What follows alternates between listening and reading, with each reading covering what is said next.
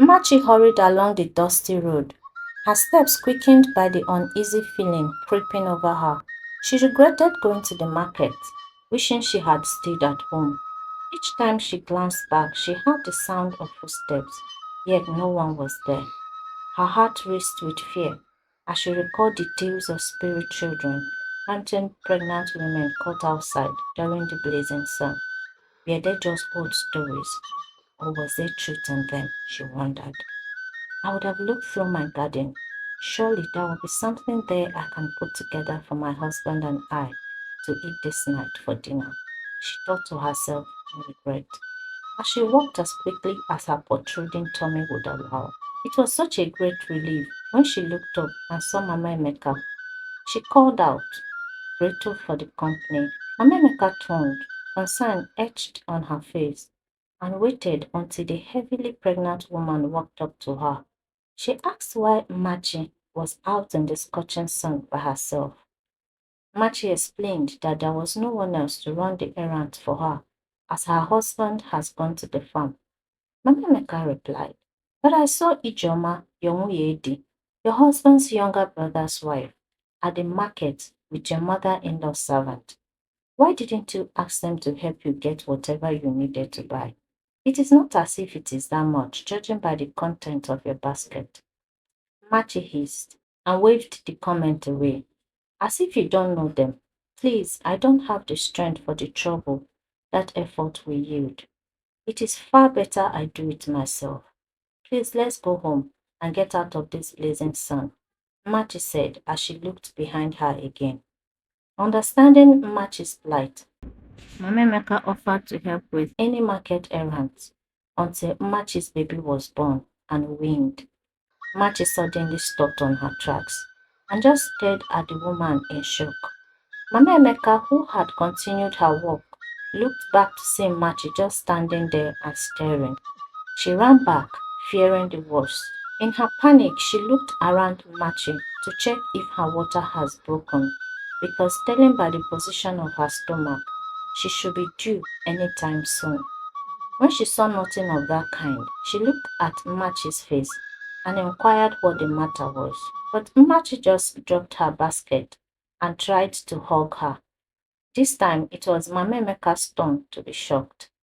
As emotions subsided, Machi wiped the tears she didn't realize were running down her cheeks and expressed her thanks. I am so grateful for your offer, Mama Emeka. You are very kind, she said. Amemeka hissed. Is that why you nearly sent me to my father's with fear? I thought your time had come, and I was wondering what we were going to do in the middle of nowhere. Amemeka replied, waving away the thanks. I am only doing what is needed, so no need for all these emotions, she laughed. Her laughter so engaging that Machi also joined in. On a more serious note, Amemeka continued.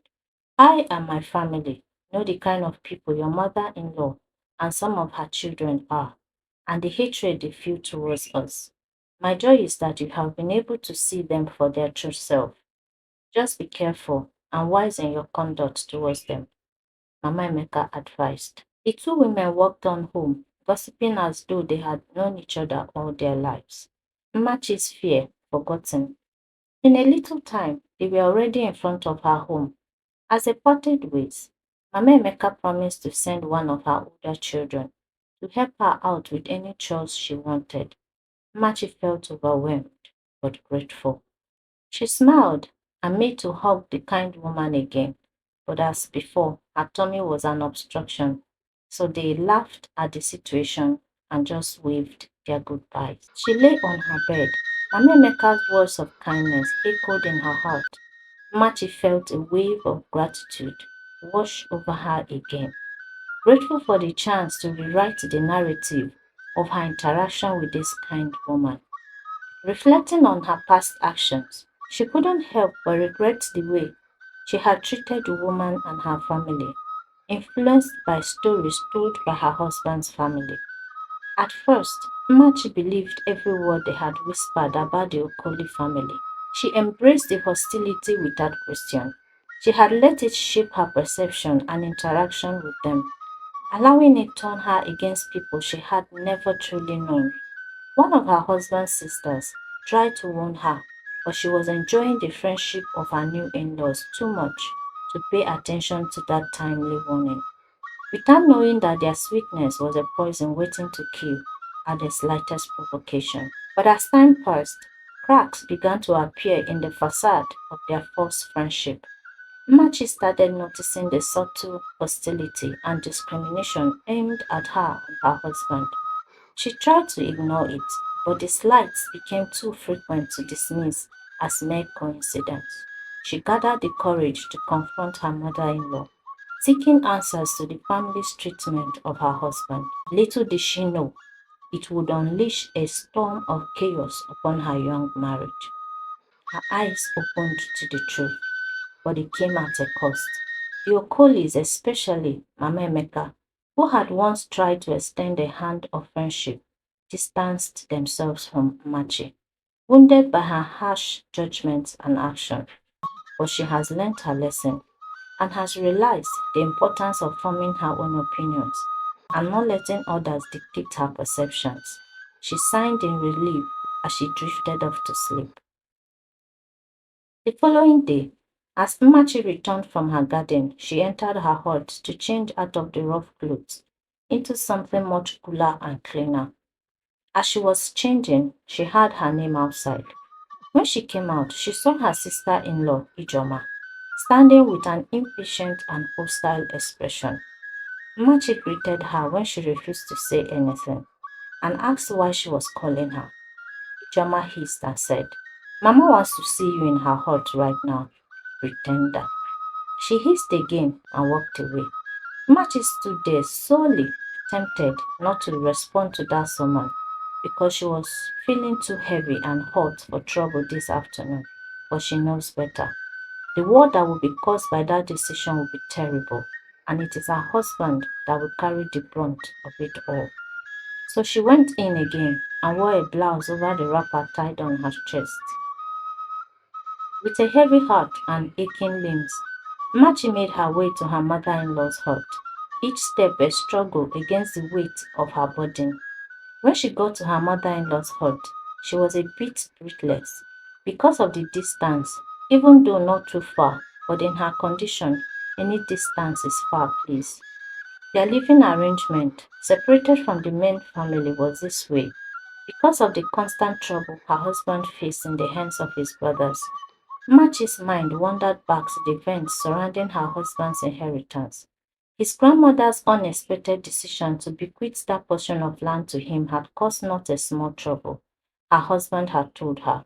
But before her death, his grandmother called the family and told them that the big portion of land that has the Udara and the Ochi tree, which her husband gave to her, she is giving to Ikedike.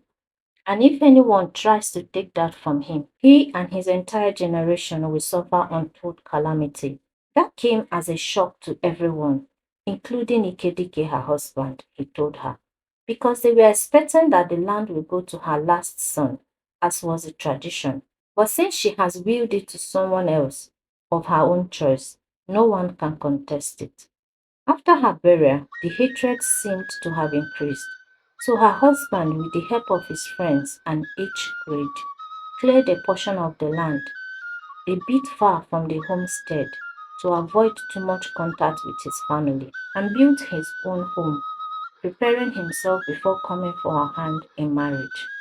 So when her mother-in-law called her to come, knowing how heavy she was in this late stage of her pregnancy, when walking is like punishment, Machi knew it was only a ploy to make her miserable because they have not found any cause to quarrel with her recently, especially since her father-in-law witnessed the last one and cautioned everyone against such. She wished something would bring the man back home before her mother-in-law would do what is in her mind.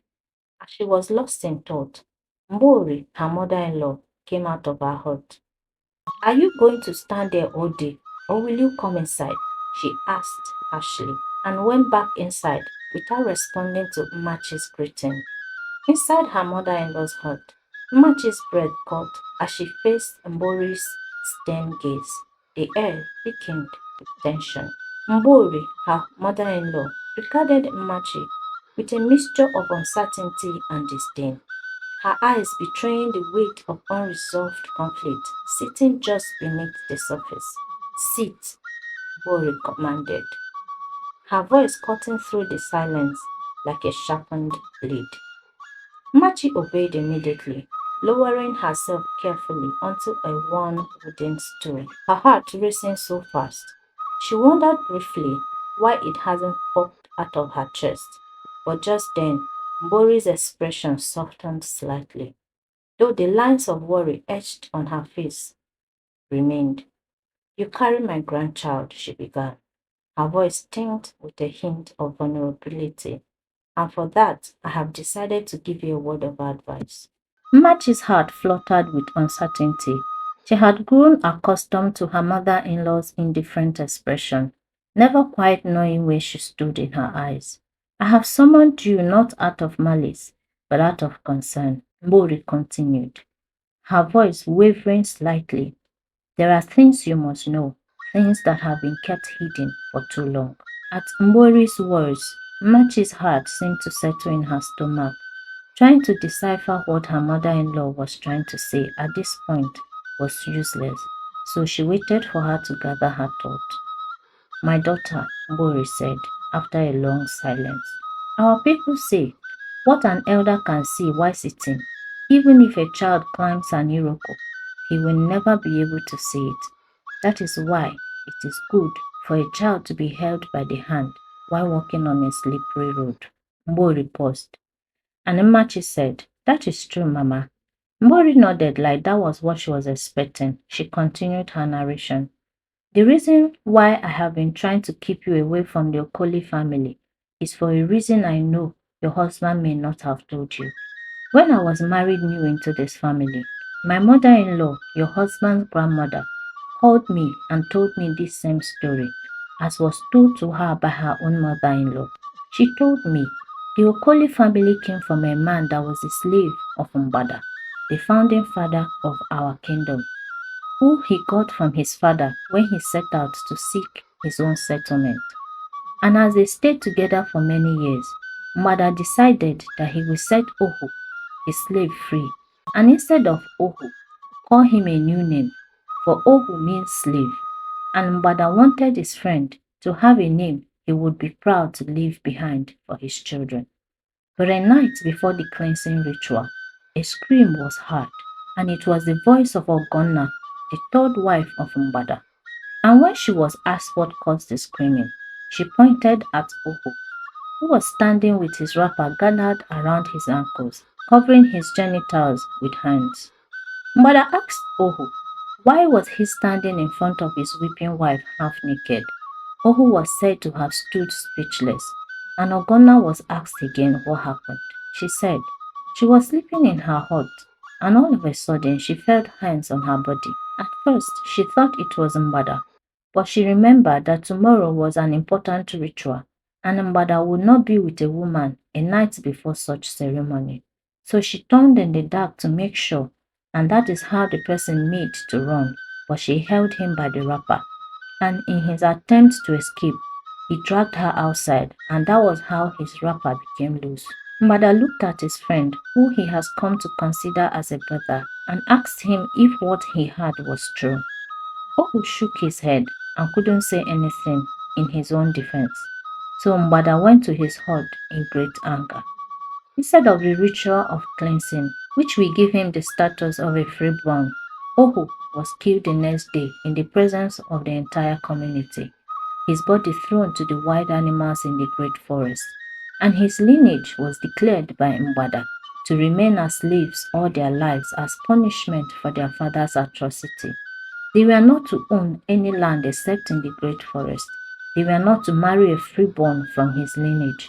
After many years, a son of Ohu, who came into much wealth through his trading with other communities, bribed the corrupt chief priest of his days to perform the cleansing ritual and change their name as Mgbada had decreed from Umohu to his given name, Okoli.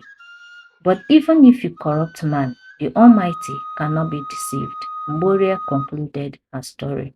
Mati sat transfixed, pondering on the sad story.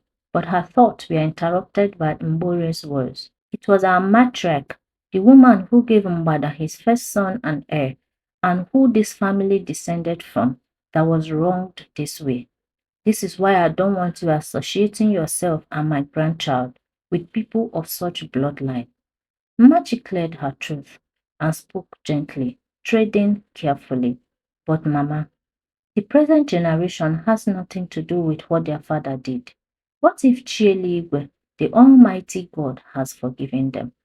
As seen in their prosperity and childbearing ease, who are we to judge them? Mori stood up with such force that Machi fell backward in fright, hitting her back against the aqua, her mother-in-law's sleeping mood. She looked at Mbori's face as it was darkened by an emotion she was afraid of putting into words. But the piercing pain she felt immediately didn't give room for anything else, because she suddenly cried out when it returned with greater force almost immediately. Her screams alerted the compound and brought everyone, including her father-in-law, who must have returned while she was discussing with her mother-in-law. He took charge immediately and ordered Mwechi, the wife of the first son, to hurry and get the midwife, and told two of his sons to take Machi to her hut immediately. He kept giving orders as Machi was carried to her hut. The labor lasted until the dawn, and by then, Machi was getting too weak to push. As arrangement was being made for the chief priest to be consulted, because the elderly midwife was at a loss on what to do anymore, a quiet voice was heard amid the chaos. I can help her, it said. Despite the panic state everyone was in and the quietness of the voice, all had it. And they all turned and saw a young maiden standing there with a calabash of herbs in her arms. Machi's husband, Ikedike, looked at the stranger and, as if he suddenly recognized her, rushed to where she was standing before anyone would form a thought and almost pushed her into his wife's hut. Urima, as she later told Machi, came out from the hut and said she needed a pot of hot water, a clean white wrapper that has not been worn, and she needed the eldest man and woman in the family to stand at the entrance of the hut with the family totem to welcome the child into the family, with a promise that he will be loved and protected as a full-blooded Mgbada. They stood looking at her like she has 10 heads, but everyone was thrown into confused action when Machi screamed again. A few moments after they had done what Urima instructed, they heard the loud wail of a baby as the sun sat on its highest point in the sky. Urima brought the child out for his fathers, wrapped in the clean white cloth. Okonkwo the patriarch and new grandfather held his first grandson and beamed with such pride and joy, grateful that he was alive to behold this great occasion. After lifting the child and presenting him to Chieligwe, he reluctantly handed the child to his father, who was waiting patiently. As the child came into the arms of his father, Ikedike, he stood transfixed, looking at the face of the baby, like he had seen what is impossible, but he suddenly recovered himself. His father Okonkwo noticed something was wrong, but kept the matter in his mind for later. After Ikedike had also presented the child to Chieligwe, the child was handed down to be carried by the rest of his family as they waited for Machi to be properly cleansed. Mbori held her grandson, beaming at him, and couldn't help but love him more than she has ever thought was possible. Her heart was suddenly opened, and all the love she held in it went to the pure innocence in her arms. The disdain and anger she had held against his father Ikedike seemed to have evaporated, but in its place guilt filled her as she remembered how badly she had treated his parents and wondered if this is an opportunity to amend things. As the family were rejoicing over their newest addition, no one noticed the figure that slipped away from their midst. When they remembered to thank her, she was nowhere to be found. Urima left the celebrating family as quietly as she had come when she was sure Machi was all right. After consulting with his chi, the child was named Omire, meaning he who does great things. Although no one was known by the name throughout their lineage, but that was what they were told was his name. and their chi has never been wrong. So Omire, the child, was called. His unique name, although new to their family heritage, foretells great things about the boy child. As the child grew, one could see a brightness around him. He seemed to embody such light and grace that draws people to him. And the mark of the sun, which was on the side of his forehead, was a remarkable one. It seems to have enhanced his handsome face. Since he was born, Machi always had to beg to feed him so she can carry her own child. The only time she gets to have him to herself is probably at night when they want to sleep. That is, if Mbore did not come to watch over him. At first, she liked the attention because it gave her time to get a much needed rest, but with time, it became overwhelming. So much that Ikedike had to stop people from visiting his family after sundown. The baby hardly has time to rest by himself because even if he is asleep, they will still not like to put him down. Because of him, his grandfather Okonkwo, the head of the 12 families, decreed that anybody who is heard or seen maltreating Ikedike or his wife Machi will be severely punished, and his grandmother couldn't do without him even for a day. She has made several attempts to bring Ikedike back to the main compound, but he has declined and has forbidden his wife from bringing up the topic in his presence again after she tried several times to convince him. Ikedike knew that his mother was behind his wife's pleadings, but no matter what anyone said, his grandmother's warning on her deathbed as she gave him her last words cannot be easily forgotten. More so, as some of the signs she told him about was happening before his eyes. He had to be careful so that the calamity she foretold will not be allowed to take place. So he stood his ground without revealing why he was so stubborn about the whole thing. After many years, his father Okonkwo called him on one occasion as Omire was turning 10 years, the age of being initiated into youth. After the blessing of the Kula, he sat respectfully quiet before his father in his obi to allow the old man gather his thoughts. After they had drunk palm wine and eaten kola in silence for a while, Okonkwo cleared his throat and said, "My son, do you know why I called you Ikedike, the strength of a strong man?" Ikedike shook his head, "No, father," and adjusted in his seat as he felt this was going to be an interesting discussion because you are the son I begot with much love and strength. I don't know how long I have on this earth, so listen carefully to what I am about to say now. Ikedike's heart slammed in fear, and he interrupted his father. "Are you okay, father? Should I send for Agwu, the medicine man? Why didn't you say anything?" He would have continued, but his father touched his shoulders and smiled, shaking his head gently. "I am very healthy, my son. I don't feel even a new pain, but I have lived a long time, perhaps longer than most. But I need to tell you this, because no one knows the day of his death, as no one holds the key to death's door, as to say I will live as long as I will. So I want you to forget the fear of death, for it is the way all men must go, and as my fathers before me, I must be prepared and await it with courage and dignity." "Okay, father, I am listening," Ikedike answered more calmly, glad that his father was okay. Okonkwo cleared his throat again, as if what he was about to say was difficult, but he forged ahead nonetheless. "I met your mother when I was returning from a great harvest. She was going to the stream with her friends, and when I beheld her, I couldn't shake the feeling that lodged into my heart. So even though we had walked a great distance, I told my brothers to go home without me, as I needed to run an errand. They tried to discourage me, as I needed to do the ritual of harvest with my produce immediately, but I knew I needed to do what my heart was beating so strongly about." Ikedike smiled, imagining his father in love. He has never imagined him in such light before, as his fame for strength and boldness was second to none, and he has never seen such emotion expressed between his parents since he was a child. But he continued to listen to avoid missing out on this very interesting aspect of his father's life. Without heeding to their warning, I ran back to the stream. Okonkwo continued without missing a beat, but I didn't find anyone there, and it was getting dark already. So I decided to follow the path they came from because leaving it for another day would have been futile. As I didn't know anything about her except that she was beautiful and holding a water pot.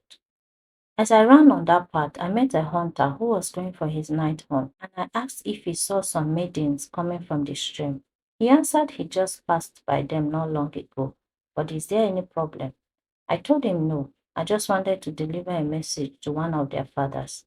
He said okay and continued on his way. I ran as fast as I could, and fortunately, I met with only two, as the others had gone their own way, and your mother was one of the two. So I pleaded with them to give me a moment. I inquired about their family.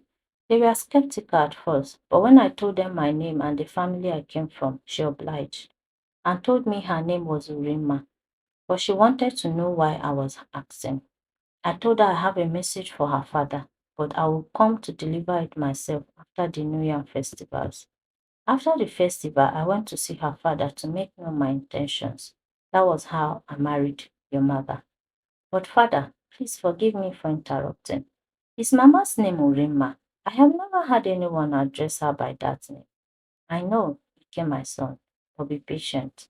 Listen carefully and you will understand in due course. His father replied patiently. Sorry, father. Please continue. Though my family didn't see the need for my marriage as I already had sons and daughters, but my father supported me fully as he saw it as an opportunity to expand our family line because 3 generations after Mgbada, our family line has been dwindling rapidly until the families who descended from the original 12 sons of Mgbada would only have 3 to 4 sons per family, no matter the number of wives married. So when I decided to marry again after my third son, with no sign of more coming, my father was in much support, in the hope that more sons would be born to break the cycle. After I married your mother, it wasn't many months and she was found with child. I didn't understand why my mother watched her like a hawk. I thought it is because she was a fragile one. I saw an eagle while I was taking a rest under a shade at the farm. It perched on the pantry looking at me. I sat up immediately and asked it what message it brought from my father's, and a single palm fruit dropped at my feet, and the great bird flew away.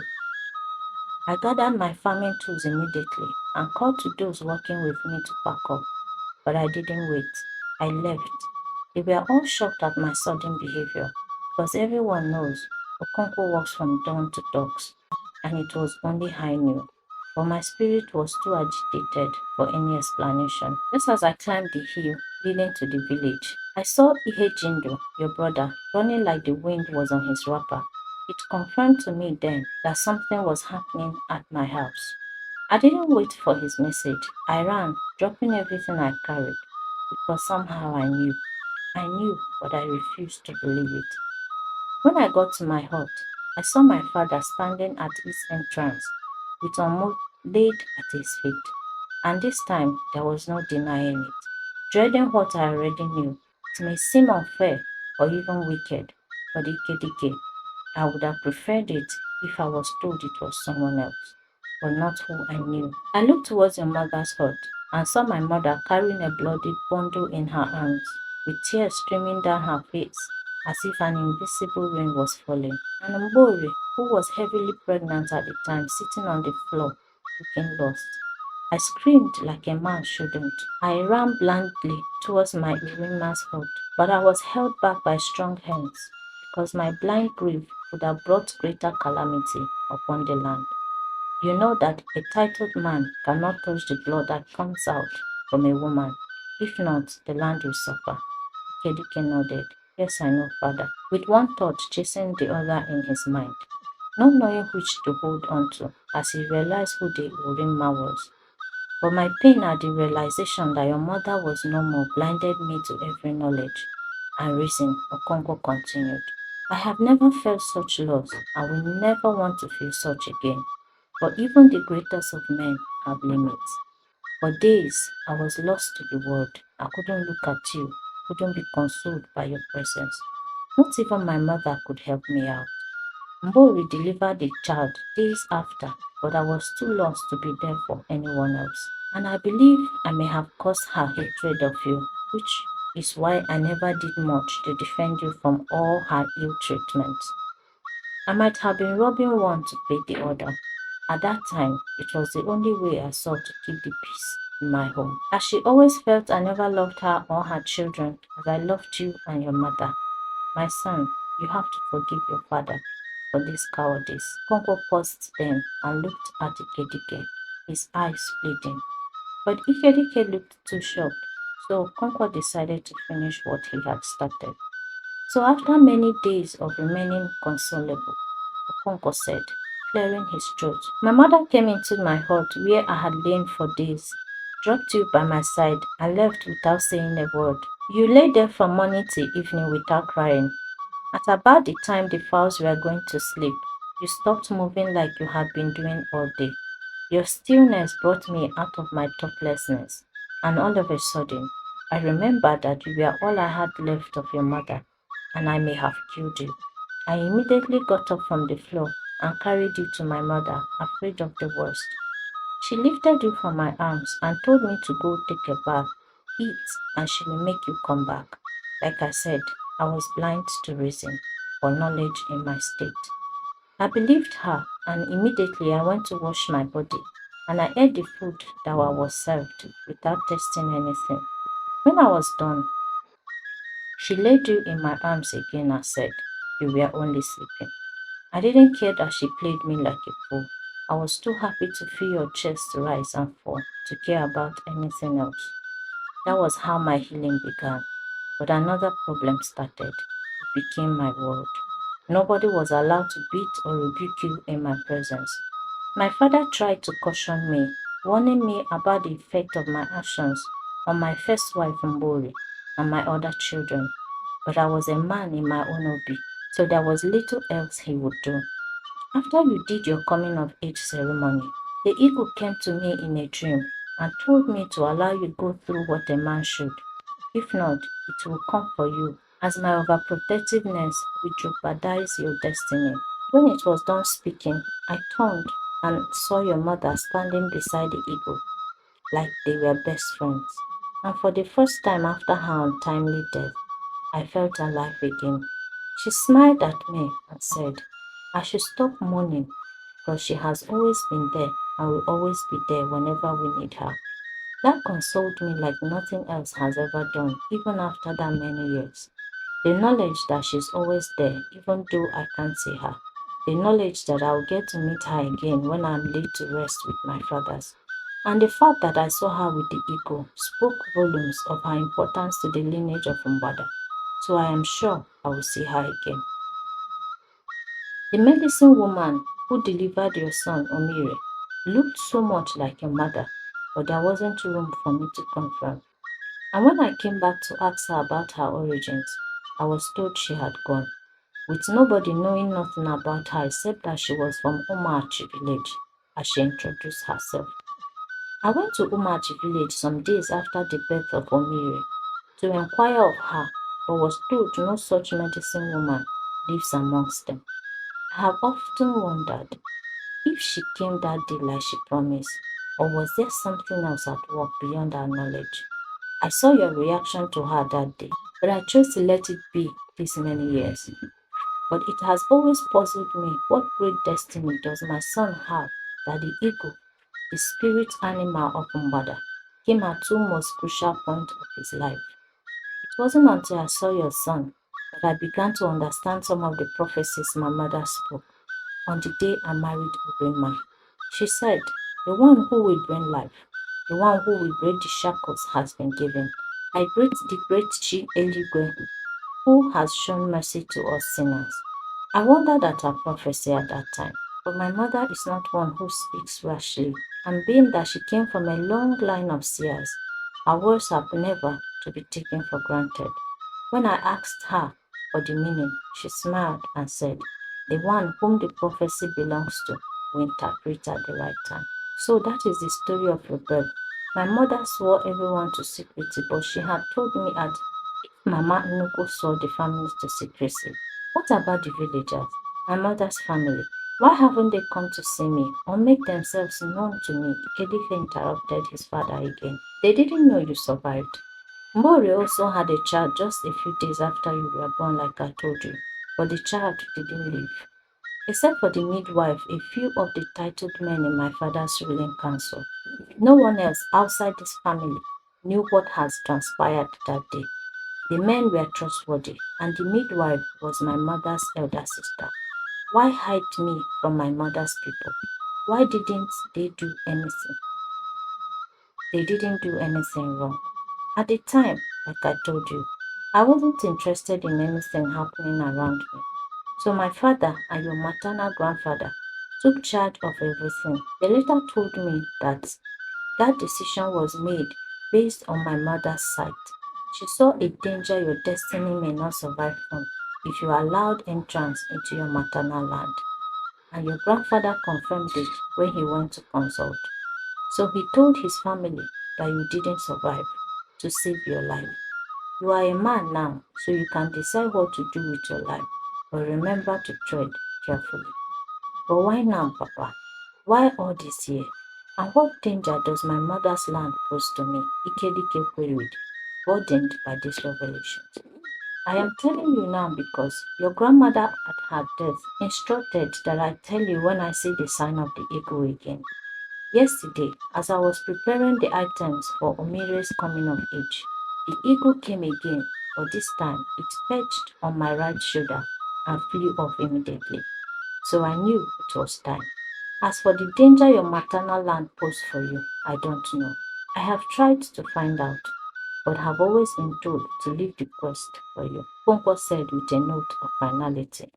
Silence reigned as he sat back on his reclining chair and waited for Ikedike to digest the heavy knowledge that just became his. Ikedike sat, his head bent as he thought deeply about everything he just heard. This will require wisdom and not emotion, so he has to take his time in understanding all he has heard.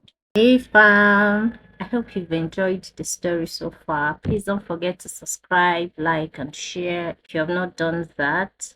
Stay tuned for episode 2. Stay blessed. Bye.